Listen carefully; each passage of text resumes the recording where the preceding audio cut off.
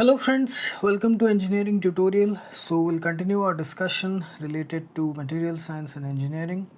So far we have discussed in the previous videos, the various proportionality constants associated with tensile or longitudinal stress strain, volumetric stress strain, and angular, you know, uh, the rigidity modulus. So in this video, we are going to discuss about an important concept, which is the stress strain curve. We have discussed stress strain relationship in Hooke's law, but that was very up to a limited point, which is called as the elastic limit, the proportionality limit. Here we will go a little bit beyond that and discuss the various phases under which metal, especially here we are taking a metal, the metals, that category, because they reach that level of strain which is not achieved by other materials. They break before that. So that's why we have chose metals for the study of their stress strain relationship, so that we can cover all the points that lead up to the initial start of application of stress up to the point of breaking, the breaking point, the fracture point. Only metals can withstand such high levels of stress. Other materials cannot. They break before reaching any of those extended points. So stress strain curve of metals. So before that, just a quick review of what we have studied so far, so that you can quickly recapitalize everything.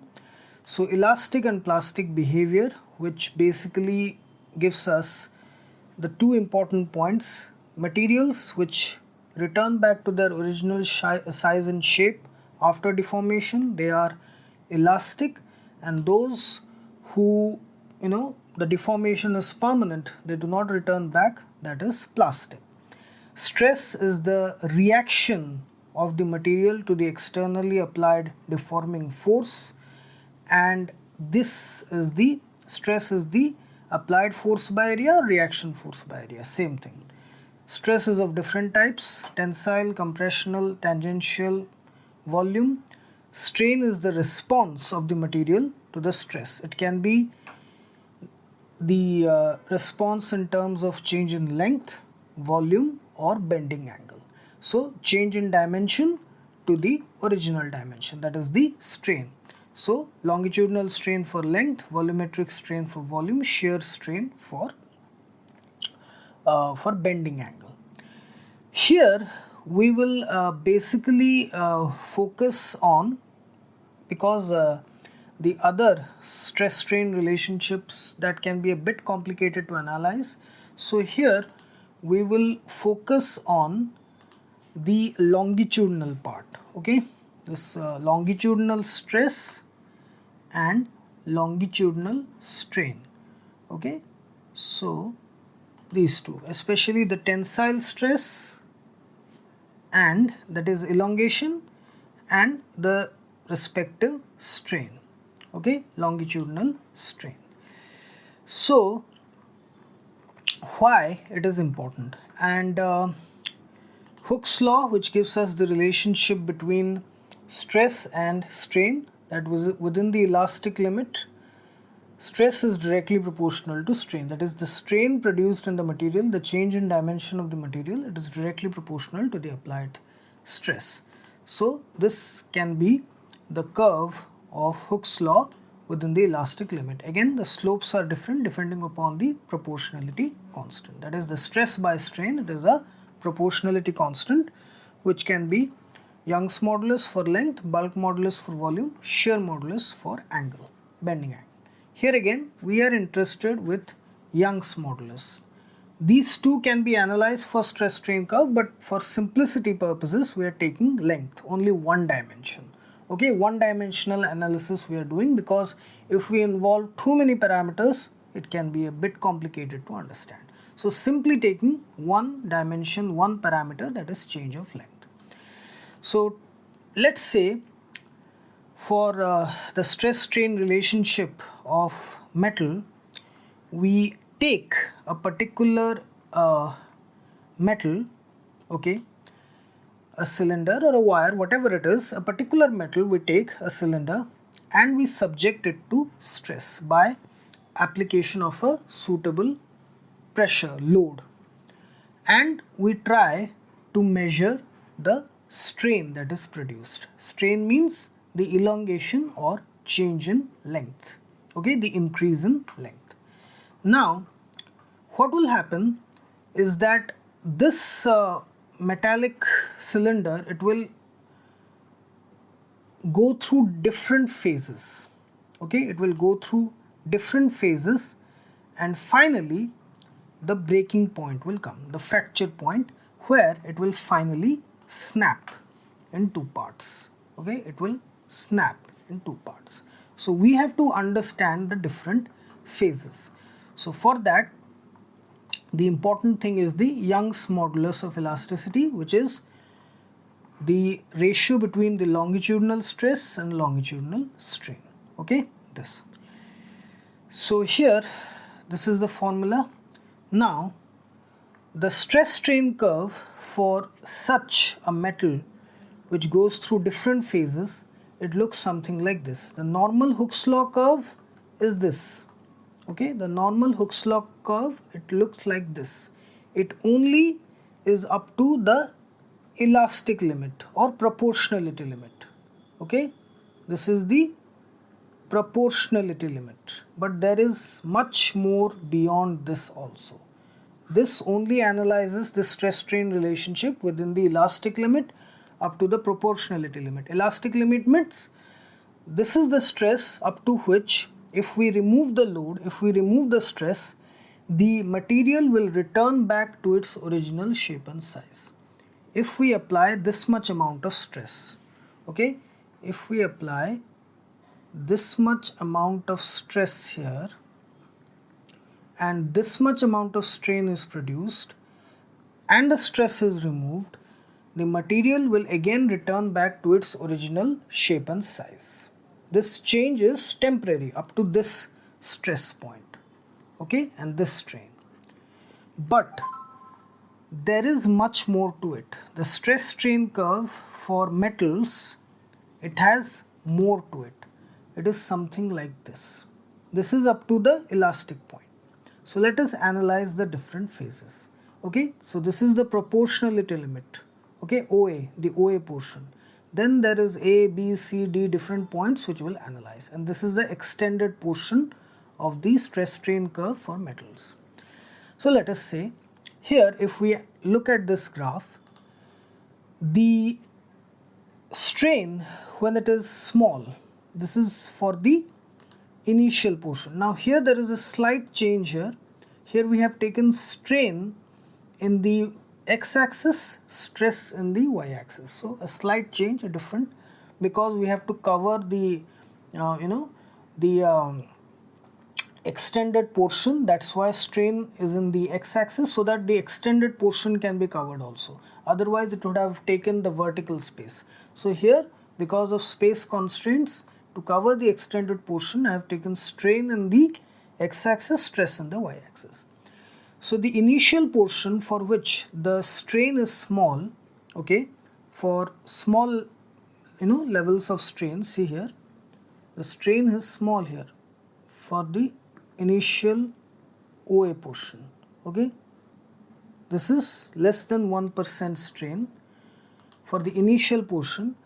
The portion OA is a straight line, okay, it is a straight line passing through the origin with a certain slope. For different materials, the slope is different according to the Young's modulus of elasticity. Now, within this limit, if the stress is removed, the material returns back to its original shape and size. It obeys Hooke's law. This point A here, it is the proportionality limit, okay, not the elastic limit, proportionality limit. It is different from elastic limit. Proportionality limit means the stress is directly proportional to strain. A suitable increase in stress will cause a suitable increase in strain, constant depending upon the Young's modulus of elasticity. Now, if we extend the graph a bit, if we increase the stress a bit, there is a region from A to B which is slightly curved. See this portion from A to B, from A to B, this is the curved portion AB. It is curved, it is not straight. Okay, so here stress is not exactly proportional to strain. It is not exactly proportional to strain, there is slight deviation. But even though within this portion AB we remove the stress, we remove the load, the material, the not material, metal, it will retrace the curve BAO. It will retrace. It means again it will return back to its original dimension. Okay, even though this is not proportional, still it will return back to the original dimension. Okay, it is the maximum amount of stress which this metal can withstand without permanent deformation. This is called as the elastic limit. Elastic limit of the metal. The maximum stress which the metal can withstand without permanent deformation. This is called as the elastic limit. Okay, now here the entire portion OB, it is called as the elastic region. Okay, it means in this entire portion OB, if the stress is removed, the material returns back to its original shape and size without permanent deformation. Okay, that's why it is called as the elastic region. And the point B is called as the elastic point or elastic limit or yield point, and the stress corresponding to it is called as the yield strength. Okay, the stress corresponding to it, it is called as yield strength. Okay, this. Now, if the wire is stretched beyond B, okay, if the wire is stretched beyond B, you will see that the strain it increases much rapidly as compared to stress. See, here if you see, the stress change is much low here. If we take these 2 points, okay, let me use a different color, okay, here BC, B, and this is C, this is B. This much change in stress, this much slight variation in stress has caused this much amount of strain. Okay, such a large increase in strain by such a small amount of stress. Such a large wide gap in strain points here and here up to here for a much small increase in stress. And this goes on and on. Here also, if you see these 2 points, the change in stress and the strain, it is much higher. Okay, here this much increase in stress has caused this much increase in strain. So here beyond the elastic limit, small increases in stress can cause a large increase in strain. Now here the interesting part, within in this region, okay, let me copy it so that we have some more. Okay, now here in this portion beyond B, within, that is the beyond the elastic point or elastic limit, if the stress is removed, the material will not return back to this original shape. This elasticity property is lost. Now it becomes plastic. Now let's say at any point C beyond B, if we remove the stress, okay, if we remove the stress and take it to 0, the material will not trace CBAO, this path. It will not trace that. It will take the path CO dash. this dotted path, dotted line path, CO dash. It will take that path. Why?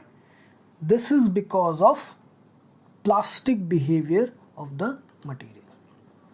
Okay, so there will always be a residual strain left in the wire.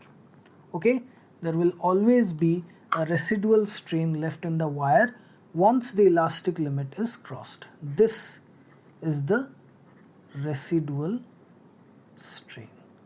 So this happens only when stress is removed, load is removed beyond the elastic limit, once the elastic limit is crossed. Okay, once this is crossed. Now it takes the path CO dash and there is a residual permanent strain left in the wire. This is the permanent increase in length and this is called as permanent set. Okay, this is called as permanent set. And this whole phenomena, it is called as elastic hysteresis, because the stress strain curve is not retracing, okay, on reversing the stress. The stress strain curve is not taking the exact path which it took in the initial direction when the stress was increased, but when the stress was decreased, it is not taking the exact same path once the elastic limit is crossed. There is always a residual strain involved in it, and this whole phenomena is called as elastic hysteresis. Okay, now if we increase the stress beyond the point C, there is a large strain in the length of the wire, which I showed you here. Beyond C, small increases in stress can bring about a large increase in strain, large change in length. And the stress corresponding to the highest point, the highest stress which the metal can withstand, which is this. This is called as the ultimate strength of the material. Okay, the ultimate strength or the tensile strength S subscript U of the material. Okay, the maximum stress which the metal can withstand. Okay, so it is the ratio of the maximum load to which the metallic wire is subjected by slowly increasing the stress, gradually increasing the stress to the original cross-sectional area of the wire. Okay, because stress is applied force or reaction force by area. So this is F max, the maximum force which it can withstand to the original cross-section of the wire. Okay, original or initial cross-sectional area of the wire. So this point D is the tensile strength or the ultimate strength of the material. This. Okay. Now, beyond point D, some interesting thing happens. The thinning of the wire, see, it was the initial, now load increased, it increased certain bit, okay, up to the elastic point. Then beyond the elastic point, it increased at much rapid level. Now gradually it became thin and thin and thin and thin and thin like that. Now this thinning which happens beyond the point D, beyond the tensile stress point, okay, the yield stress point. Now this thinning is not uniform, which is marked by this DE portion, okay, DE portion. It is not uniform, okay, it's abnormal a bit. So it is marked by certain constrictions, rapid, zigzag patterns which are formed in the metallic wire, which is very hard to see with a normal vision, but certain zigzag patterns which are called as constrictions, necks and weights, okay, they are formed along the length. Okay, now finally a point is reached where the material snaps, it breaks off, and that is called as the fracture point, the final breaking point.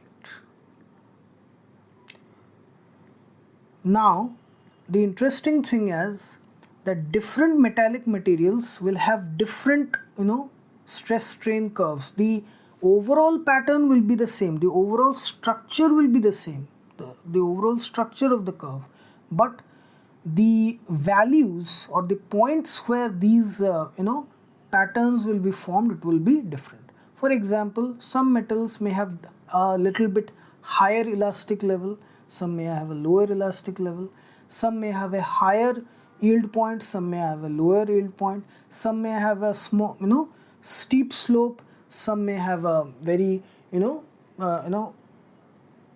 high or low slope values. Again, some may have a different bend structure of this pattern, the different points A, B, C at different locations. Some may have a higher fracture point, some may have a lower fracture point. So all these values will change, but the overall pattern, the stress strain curve pattern, it will be the same, more or less it will be the same. So another interesting thing is that in the region between B and E, the length of the wire goes on increasing even without any addition of extra load. It goes on increasing, and this region is called as the plastic region. Okay, this is the plastic region, okay, beyond the elastic point. B to E, that is the plastic region. O to B, that is the elastic region. O to B is elastic behavior, B to E is plastic behavior. Elastic behavior because it returns back to its original shape and size. B to E is plastic because the change is permanent. Okay, now finally the breaking or the fracture point happens at E, and all of these values, they can change for different materials, for different metals it will be different. Young's modulus will be different, slope will be different, elastic point can be higher or lower, the yield point, it can be higher or lower, the proportionality limit, it can be higher or lower, the maximum tensile strength value, it can be higher or lower, fracture points, it can be higher or lower. So it depends on the different metallic materials. Now here we have taken the yield strength for some materials here, commonly used metals. I have not included non-metallic materials. So aluminium, it is given in terms of 10 to the power 6 Newton per meter square. So whatever it is into 10 to the power 6 Newton per meter square. So aluminium, it is 95, copper 200, iron 170, steel 250. And the tensile strength, which is the maximum ultimate strength, again 10 to the power 6 Newton per meter square. So aluminium, it is 110, copper 400, iron 330, steel 400. So don't consider the non-metallic things. Here we are only interested in the tensile, because see, the non-metallic things, they have such smaller values of tensile strength that they never reach the full, the full extended version of the stress strain curve. They break at much lower levels. They may not cross these points. They may not be able to cross these points. They will break off, they will fracture at much lower levels of stress. So it's only the metals that go the whole way, the whole extended version of the stress strain curve. Okay, so here we have discussed the stress strain curve of metallic materials. The overall pattern, the overall nature of deformation from elastic to plastic, that is the same, but the different values, it will be different for different materials. Okay, so here we have discussed that. Okay.